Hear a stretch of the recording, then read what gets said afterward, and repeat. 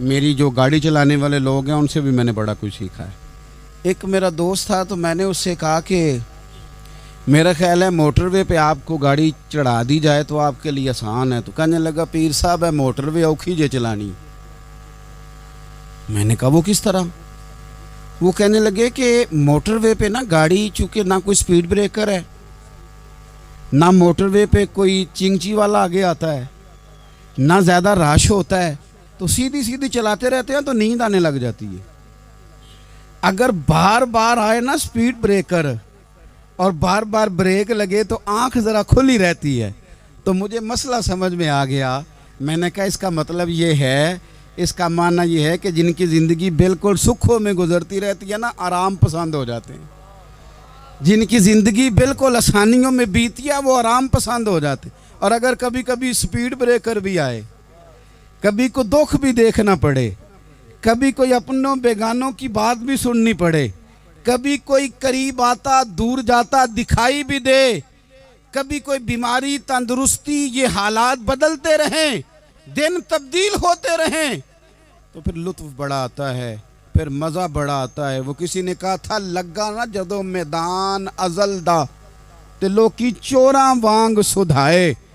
किसी ने लुट लई इलम जवानी, किसे हासे झोली पाए। आजम वेख जहालत साडी, असी इश्क खरीद ले आए। वेख ना जहालत साडी, असी इश्क खरीद ले आए। और फिर कहने लगे किसे दे सिर दस्तारे इमामत, उस इलम पढ़ावन सीखे है, ते किसे ने पहने है फकर द चोगा, उस जोहद कमावन सीखे है। आजम वेख नसीबा साडा, असी यार मनावन सीखे है।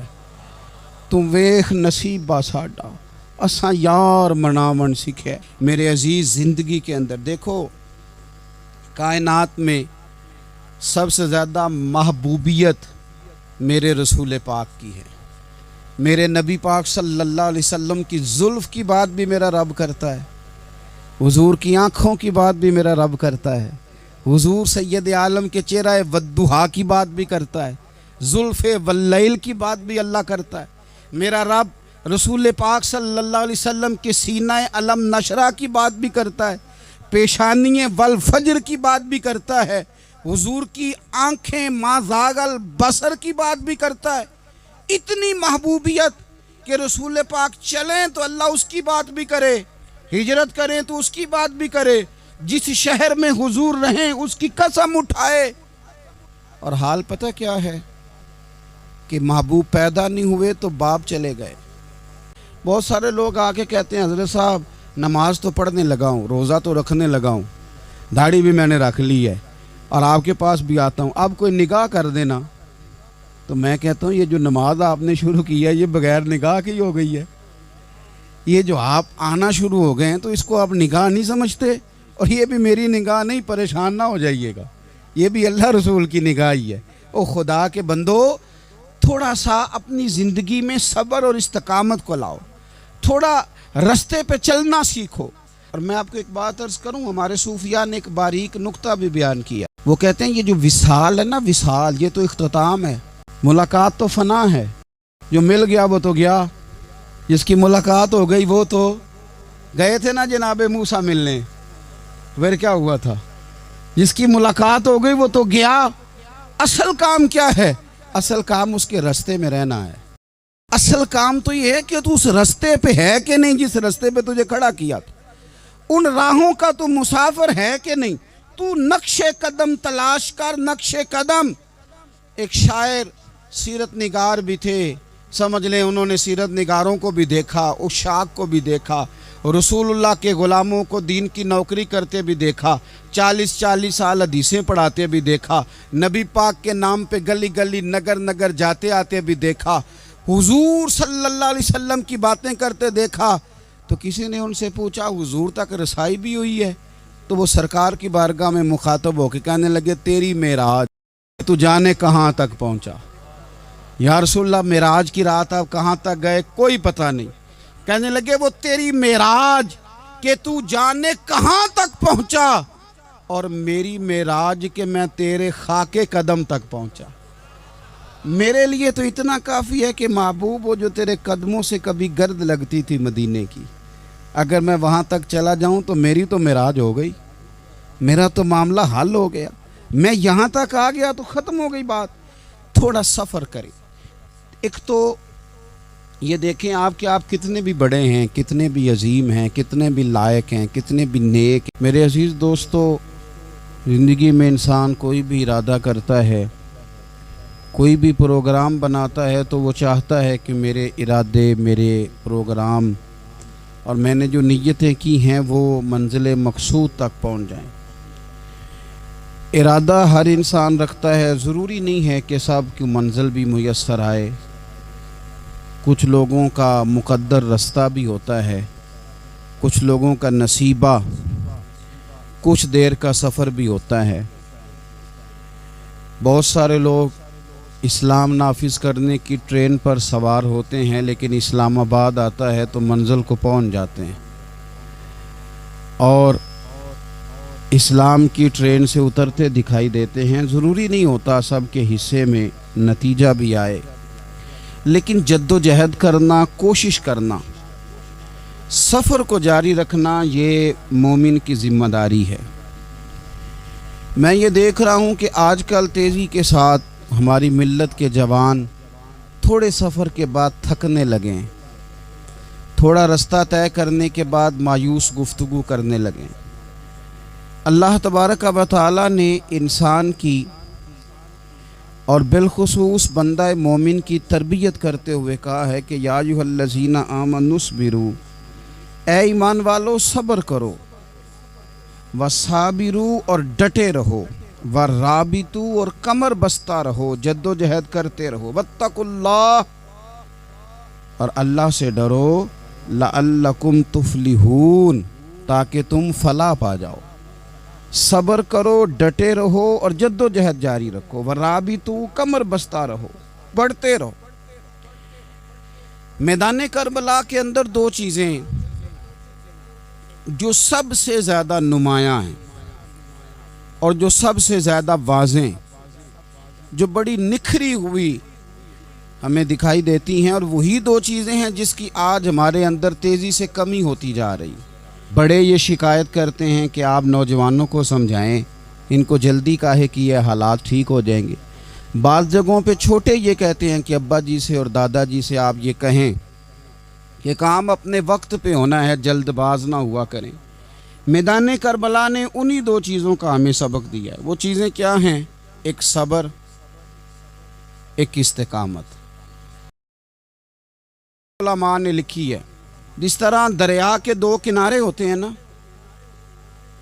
اگر وہ دو کنارے دریا کے موجود رہیں تو وہ دریا اپنے مقام پہ جا کے کھیت کو پانی دیتا ہے، کھلیان کو پانی دیتا ہے، سبزیاں اگتی ہیں، درخت اگتے ہیں، زمین بنجر ہو تو اس کی آبیاری ہوتی ہے۔ اگر وہ دو اس کے بند سائیڈوں پہ قائم رہیں، لیکن اگر وہ بند درمیان سے نکال دیے جائیں تو وہی دریا تباہی مچا دیتا ہے، سیلاب آ جاتا ہے۔ انسان کی زندگی میں صبر اور استقامت دو بند ہوتے ہیں میرے بھائی، یاد رکھنا۔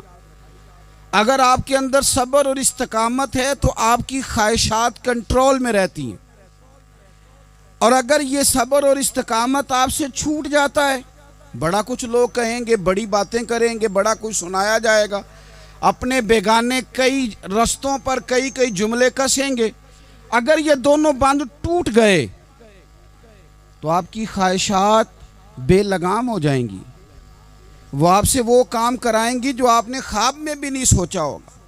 صبر اور استقامت، میں پڑھ رہا تھا، علماء نے لکھا ہے کہ قرآن پاک میں اللہ نے 90 کے قریب، تقریباً 90 مرتبہ صبر کا ذکر کیا، اور حدیث پاک میں میرے رسول پاک نے تقریباً 900 مرتبہ صبر کی تلقین فرمائی ہے۔ قرآن مجید تو کسی بات کو اشارتاً کر دے تو وہ کافی ہے، لیکن جگہ جگہ قرآن مجید نے کہا، جگہ جگہ کہا، یا ایھا الذین آمنوا اصبروا وصابروا ورابطوا، ایمان والو صبر کرو، ڈٹے رہو، کمر بستہ رہو، واتقوا اللہ، اللہ سے ڈرو، لعلکم تفلحون، اس امید پر کہ تم فلاح پا جاؤ۔ اپنی زندگی تھوڑی سی حوصلے والی گزاریں. آپ کسی کی محبت میں کوئی جملہ کہے تو اسے بھی ذرا سہنا سیکھیں, اور کسی اپنے کے خلاف جب کوئی بندہ بات کرے تو اسے بھی سہنا سیکھیں. جس طرح تعریف آپ کو میٹھی لگتی ہے نا, اسی طرح جب تنقید بھی میٹھی لگنے لگے نا, جو نظریے کے لوگ ہوتے ہیں انہیں تنقید اور تعمیر سے فرق نہیں پڑتا, کیونکہ وہ ان کا اپنا ایک ویژن ہوتا ہے, ان کی اپنی ایک سوچ ہوتی ہے, وہ اپنے نظریے پر چل رہے ہوتے ہیں, انہیں زیادہ پریشانی نہیں ہوتی. انہیں دکھ بھی اتنی تکلیف نہیں دیتے, جتنا مزہ سکھ دیتے ہیں اتنا ہی مزہ دکھ دیتے ہیں, کیونکہ ان کا ایک ویژن ہے. قرآن مجید کا ایک دوسرا مقام ہے, سورہ لقمان ہے. حضرت لقمان اپنے بیٹے کو نصیحت کرتے ہیں تو کہتے ہیں یا بنیا, اے میرے بیٹے, اقیم الصلاۃ وامر بالمعروف. ایک تو نماز قائم رکھنا, اور دوسرا لوگوں کو نیکی کا حکم دینا, ونہا عن المنکر, اور لوگوں کو برائی سے منع کرنا. بیٹھے تھے, اللہ کے نیک بندے بھی تھے اور تجارت بھی کرتے تھے, لاکھوں کا کاروبار تھا. بزرگ بیٹھے ہوئے ہیں تو اچانک خبر ملی کہ حضرت صاحب پڑھا رہے تھے سبق. خبر ملی کہ آپ کا وہ جو ایک جہاز تھا نا, مال بردار, وہ جہاز آپ کا ڈوب گیا پانی میں. فرمانے لگے الحمدللہ. سبق پڑھاتے رہے, 2-4 گھنٹے گزرے تو ایک بندہ پھر آیا. اس نے آ کے کہا حضور مبارک ہو, وہ جو جہاز ڈوبنے والی خبر تھی وہ غلط تھی, وہ جہاز آپ کا بالکل ٹھیک ٹھاک ہے, لاکھوں روپے بچ گئے. فرمانے لگے الحمدللہ. سبق اسی روٹین سے پڑھاتے رہے. پہلی نقصان کی خبر آئی تو پھر بھی الحمدللہ, اور دکھ کی خبر آئی پھر بھی الحمدللہ, سکھ کی آئی تو پھر بھی الحمدللہ. سبق اپنی روٹین سے پڑھاتے رہے, سفر جاری رہا, رکے نہیں. اختتام ہوا تو طلباء کہنے لگے حضور اتنے بڑے نقصان کی خبر آئی, جملہ ہی کوئی نہیں ٹوٹا آپ کا, لفظوں کے اندر کہیں ہم نے اتار چڑھاؤ نہیں دیکھا, حضور چہرے پر کوئی پریشانی نہیں. اور پھر اتنی بڑی خبر ملی خوشی کی, کوئی آپ کی آنکھوں میں روشنی نہیں آئی, کوئی ہم نے آپ کا چہرہ بدلتے نہیں دیکھا, معاملہ کیا ہے؟ تو فرمانے لگے معاملہ ایک ہی ہے, دکھ بھی رب کی طرف سے ہے, سکھ بھی رب کی طرف سے ہے. تو دکھ قبول محمد بخشا راضی رہن پیارے.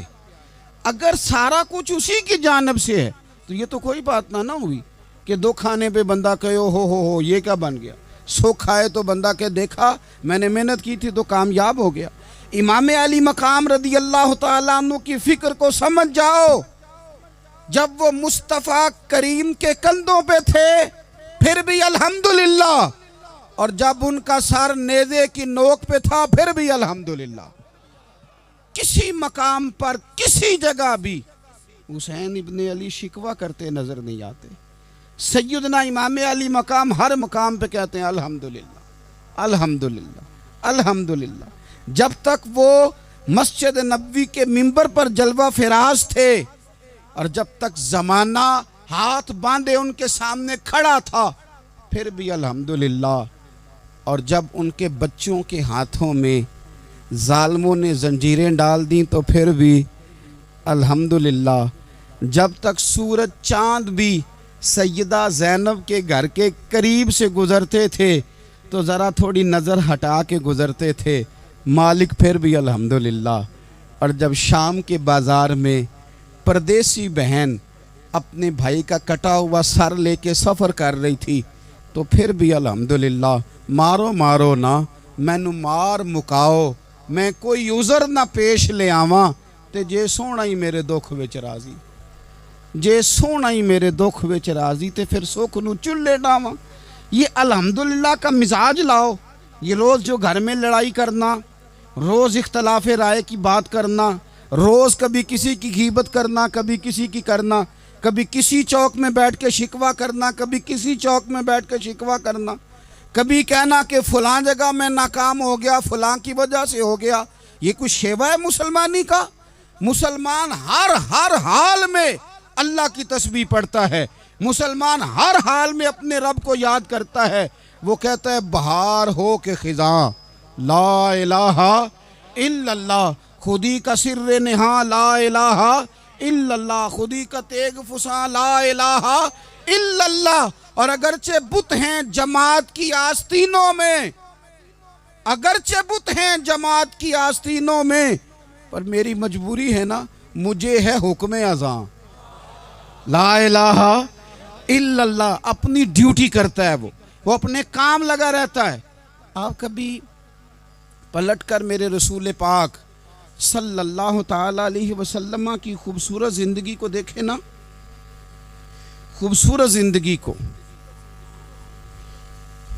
میں کیا کروں، ہمارے مزاجوں میں باتیں ایسی آتی جا رہی ہیں، ہم انتظار کرنے کو تیار ہی نہیں۔ ابھی محنت کیا تو شام کو رزلٹ آنا چاہیے۔ جو پوری 5 دن نماز پڑھ لیتا ہے وہ کہتا ہے ابھی میں ولی نہیں بنا، اتنے دن ہو گئے نماز پڑھتے۔ جو پورا 40 دن پراپر طریقے سے درود پاک پڑھ لیتا ہے وہ کہتا ہے دیکھو مجھے ابھی تک زیارت ہی نہیں ہوئی نبی پاک صلی اللہ علیہ وسلم۔ جو ابھی کل آیا ہے اور کل ابھی اس شخص نے آ کر کے شروع کیا ہے سلسلہ، تو کہتا اوہو میرا معرفت والوں میں نام کب آئے گا۔ وہ بھائی لوگوں کی زندگیاں گزر گئی، لوگوں کے احوال گزر گئے۔ میں بیٹھا تھا بزرگوں کی خدمت میں، تو ایک شخص نے آ کے کہا حضور میں آپ کے لیے سلام لایا ہوں فلاں عظیم ہستی کا۔ تو حضرت صاحب نے اس کو تھپکی دی، فرمانے لگے پتر میں انہیں جوگا نہیں، تینوں کوئی پلیکھا لگ گیا ہے، میں بدکار پرانا خادم، میں نہیں اس قابل یار، یہ تجھے غلطی لگ گئی ہے، مجھے تو اپنے اعمال کا پتہ ہے، میں موجود تھا اور صاحب علم و فضل بندے کے پاس تھا۔ کہنے لگے پتر میں نہیں اس قابل، مہربانی کرنا تو میرے لیے دعا کر، اللہ تعالیٰ میرے اوپر رحمت کر دے اور کوئی رستہ کھل جائے۔ اور سجنوں سنو، حضرت عمر فاروق جیسا بندہ میرے رسول پاک صلی اللہ علیہ وسلم کے غلاموں میں، مولا علی شیر خدا کا مرتبہ کون جان سکتا ہے؟ حضرت علی کہا کرتے تھے میرا دل کرتا ہے اس طرح کے اعمال لے کے اللہ کی بارگاہ میں جاؤں جو اعمال سیدنا فاروق اعظم کے ہیں۔ اتنا صالح بندہ، اتنا پرہیزگار بندہ، لیکن حضرت عمر فاروق کے انتقال کا وقت آیا تو لوگ ان کی تعریفیں کرنے لگے، عمر کی بڑی بات ہے، عمر کی بڑی بات ہے۔ تو حضرت عمر رو پڑے، فرمانے لگے میرے لیے دعا کرو، مجھے درجہ کوئی بھی نہ ملے، بس میریاں نیکیاں اور بدیاں برابر برابر ہو جائیں، میں معاف کر دیا جاؤں، نیکی اور بدی برابر برابر ہو، چھوڑ دیا جاؤں۔ درجوں کا تو معاملہ بڑا آگے کا ہے، اتنی جلدی، اتنی سپیڈ، اتنی ہمیں جلد فٹافٹ ہو جائے، سویرے ہو جائے۔ آپ اپنی جد و جہد تو کریں، آپ تھوڑا پلٹ کے تو دیکھیں، آپ دیکھیں کہ لوگ میدانوں میں رہے، میدانوں میں رہے۔ حضرت خالد بن ولید میدان میں رہے، حضرت سعد بن ابی وقاص میدان میں رہے، حضرت سیدنا ابو عبیدہ بن جراح میدان میں رہے۔ یہ لوگ ہمیشہ میدانوں میں رہے، اپنی اپنی ڈیوٹی کر کے چلے گئے۔ اسلام پھیلتا رہا، اپنی اپنی ترتیب سے آگے جاتا رہا، اپنے اپنے رنگ میں اللہ تعالیٰ لوگوں کو دین کی سمجھ عطا کرتا رہا۔ جلدی بڑی ہے، بہت جلدی ہے، شارٹ دروازہ چاہیے، صبر ہی کوئی نہیں، استقامت ہی کوئی نہیں، فٹافٹ ہو جائے۔ بہت سارے لوگ آ کے کہتے ہیں حضرت صاحب نماز تو پڑھنے لگا ہوں، روزہ تو رکھنے لگا ہوں، داڑھی بھی میں نے رکھ لی ہے اور آپ کے پاس بھی آتا ہوں، اب کوئی نگاہ کر دینا۔ تو میں کہتا ہوں یہ جو نماز آپ نے شروع کی ہے یہ بغیر نگاہ کی ہو گئی ہے۔ یہ جو آپ آنا شروع ہو گئے ہیں تو اس کو آپ نگاہ نہیں سمجھتے، اور یہ بھی میری نگاہ نہیں، پریشان نہ ہو جائیے گا، یہ بھی اللہ رسول کی نگاہ ہی ہے۔